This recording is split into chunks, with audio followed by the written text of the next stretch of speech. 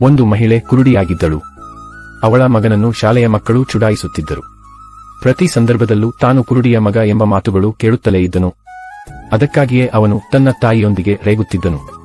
ಅವನು ಅವಳನ್ನು ತನ್ನೊಂದಿಗೆ ಎಲ್ಲಿಗೂ ಕರೆದೊಯ್ಯುತ್ತಿರಲಿಲ್ಲ ಮತ್ತು ಅವಳನ್ನು ಇಷ್ಟಪಡುತ್ತಿರಲಿಲ್ಲ. ಅವನ ತಾಯಿ ಅವನಿಗೆ ಬರೆಯಲು ಓದಲು ಒಂದು ಒಳ್ಳೆಯ ಶಿಕ್ಷಣವನ್ನು ಕೊಟ್ಟಳು. ಅವನ ಸ್ವಂತ ಕಾಲಿನ ಮೇಲೆ ನಿಲ್ಲುವಂತೆ ಮಾಡಿದಳು. ಆದರೆ ಅವನು ದೊಡ್ಡವನಾದ ನಂತರ ತನ್ನ ತಾಯಿಯನ್ನು ತೊರೆದು ಪ್ರತ್ಯೇಕವಾಗಿ ವಾಸಿಸಲು ಪ್ರಾರಂಭಿಸಿದನು. ಒಂದು ದಿನ ಮುದುಕಿ ಅವನ ಮನೆಗೆ ಬಂದು ಕಾವಲುಗಾರನಿಗೆ ಹೇಳಿದಳು, ನಾನು ನಿಮ್ಮ ಮಾಲೀಕನನ್ನು ಭೇಟಿಯಾಗಲು ಬಯಸುತ್ತೇನೆ. ಗಾರ್ಡ್ ತನ್ನ ಮಾಲೀಕನನ್ನು ಕರೆದನು. ಮಾಲೀಕನು ನಾನು ಈಗ ಮನೆಯಲ್ಲಿಲ್ಲ ಎಂದು ಹೇಳಲು ಹೇಳಿದನು.